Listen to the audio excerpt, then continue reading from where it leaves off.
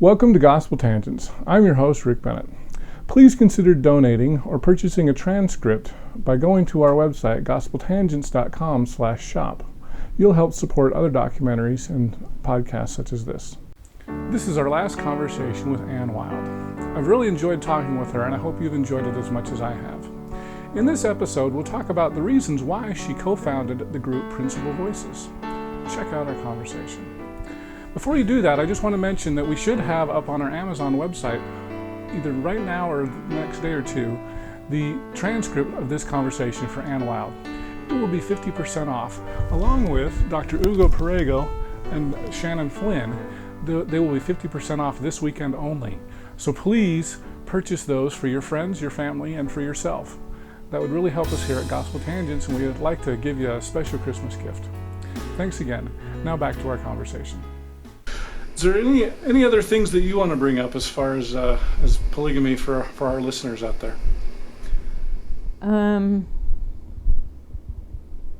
Well, one thing, you kept mentioning FLDS. Mm-hmm. The trouble with that is that people on the outside, maybe even people in the LDS Church, but usually people that don't know much about the LDS Church, have a tendency to get that mixed up with the mainstream LDS Church, FLDS. It's Fundamentalist Church of Jesus Christ of Latter-day Saints.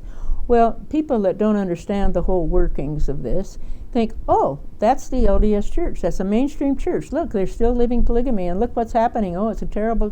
So it's too bad that they named their church that. Not only does the mainstream LDS Church have it confused, but us fundamentalists are confused too. Because we have fundamentalist Mormon as our umbrella term, and so they think all fundamentalists are like the Warren Jeffs group. So it's very confusing. So when I do presentations or talk at all, I try and make the distinction that FLDS is totally different. It's one of the groups out of about 38,000 in the height of a population study I did. It's only about a quarter of the number of fundamentalist Mormons is the FLDS. Now it's probably less. And so it's important for people to realize the distinction that fundamentalist Mormons are not all like Warren Jeffs. We do not have his leader, the independents especially, but the other groups have their own leaders. They don't do things like Warren Jeffs has done to his people. And the LDS Church certainly wants to make that distinction. And I'm more than glad to help them do that, because it's they're not alike at all. Okay. Well, great. So I can't, this has been my life. I have my personal testimony. I had several spiritual experiences that led me to where I am today. I know that Ogden was a man I wish to marry and be sealed to. I couldn't question that for a minute. We both had spiritual answers to that. And I just feel very lucky to have had such a wonderful man. We just got along great. We had an ideal marriage. And we weren't together 24/7, but that's not a problem with us. And we worked together a lot on the books, and we went around visiting people, and we spent quite a bit of time together, but he also spent time with his other wives. And I just feel very lucky for being one of his wives and for meeting so many wonderful people that I wouldn't have otherwise met because of my relationship with him. Well, cool. How many wives did he have? He never answered that question publicly. No, a few. I always say a few, and there's reasons for that. Some of the women that he had sealed to him, their extended family did not know, and so in order to protect them. Okay.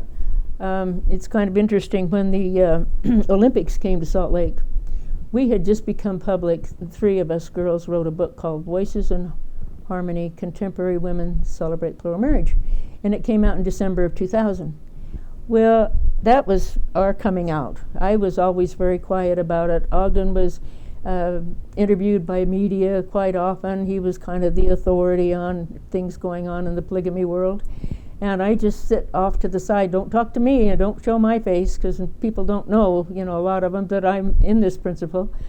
And then, for various reasons, there were three of us, Mary Batchelor, Mary Ann Watson, and I, that thought, somebody has got to come out with a better representation of how this principle can be lived, and not let the women that are leaving and have a bitter story to tell be the voice of polygamy. They have a right to tell their stories. We never doubted that for a minute. But there were 3 or 4, and they were coming out, a few more, and were writing books about what a terrible lifestyle polygamy was. So the 3 of us got together and really felt impressed that we were the ones to write a book with a more positive outlook on it. So we did, and we sent out invitations for plural wives to participate anonymously. We got 100 responses. And it was amazing, the stories that they told. We said, keep it short, 1 or 2 pages at the most. Give us an expression of your testimony or an experience that you had that shows that this principle can work for you. Not everybody, but it works. So anyway, when our book came out, it was the first thing of any real positive nature of personal experiences on contemporary polygamy that had been put out. Wasn't too long we got a letter or a phone call from the Attorney General's office, and Mark Shurtleff wanted to talk to us. He'd never talked to women that were living plural marriage that liked it. So we went up to his office and had an 1.5-hour long visit with him, and he asked all kinds of questions, and he said, I'd like to meet with you regularly. But anyway, we kind of opened his eyes to how it could be lived. It wasn't all bad. We had testimonies that it was a true principle, but not for everybody, but it worked for us. So anyway, long story short, we had several meetings with Mark. We were invited to be on the Safety Net Committee, represent the polygamous community, and work with service providers that were involved. And I feel like we helped out a little bit in helping people understand that this lifestyle could work. So in 2002, along come the Olympics. And, all this polygamy stuff, the church, LDS Church in Utah, to a lot of people, synonymous with polygamy. So we made up a couple of 100 press packets and had information in there about, I don't know, I can't even remember all the things, but more about how it could work for some people and the positive aspects of it, and the charts and percentages and all that. There were very few people that were actually living it, and we weren't connected to the mainstream LDS Church, and da-da-da-da. Well, when the media came from all over the world and went down to the press headquarters, and here were these packets, and then they talked to the local media, who by now we knew very well, because 2 years had passed since our book came out. And they said, well, where are the polygamists and where are the venues? So we had given permission that they could give me as a contact name.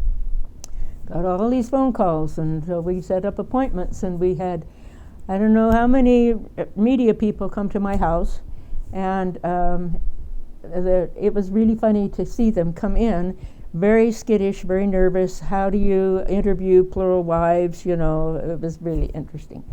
So after the first one, because they began asking questions, well, how do you do the bedroom? And we aren't going to answer questions like that. So we tactfully got out of that.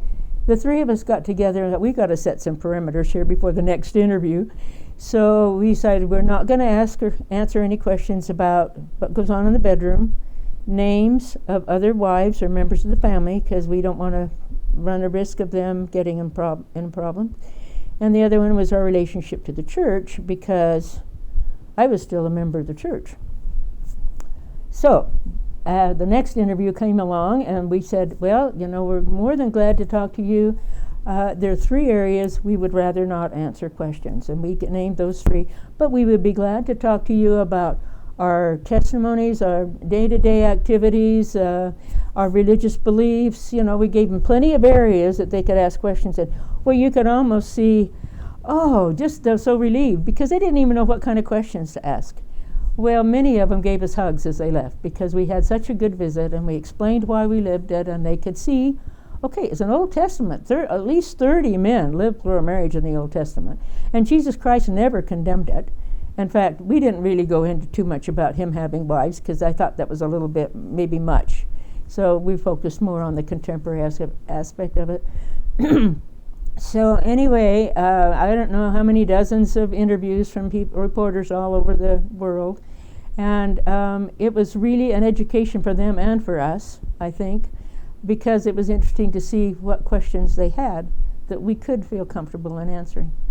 So anyway, that was part of our mission, I guess, and I've had I don't know how many hundreds of interviews. So yeah, I do remember hearing about a new organization. It's called Principal Voices, is that right? And that was kind of a polygamy advocacy. It started with this book. Okay. And because people were calling, we had to have a name. What do we call ourselves? And we're just the three of us, and then another girl kind of joined in, so there were four of us for a while. We weren't out soliciting members or anything like that. It's just that since we were the contact people, we had to have a name that we could be referred to as. As in the principle of polygamy. That's yeah, why it's called it's Principal a pun. Voices. Okay. Yeah. All right. Well, I think I'm out of questions, so. I'm about out of comments. All right. Well, thank you. I really appreciate you talking with me here on Gospel Tangents. Okay. And we'll let you go. Glad to do it. Thank you. Thanks. We'll see you. I'd like to thank Anne Wilde for spending so much time talking with us. I hope you enjoyed the conversation as much as I did. I learned a lot. In our next conversation, we'll jump back to Greg Prince. We'll talk a little bit about incapacitation of church leaders. Greg's written an essay on that, and listen to some of the conclusions he came up with. And so if you're just looking at this from a medical standpoint, it's inevitable that incapacitation of an LDS church president will be both more frequent and longer lasting. In a fast-paced, complex world with a growing church, that may not give you the ideal governance. Click here to subscribe, click here for a transcript, and over here you'll see some other videos that we've done here on YouTube. We hope you'll use this as a valuable resource to learn more about Mormon history.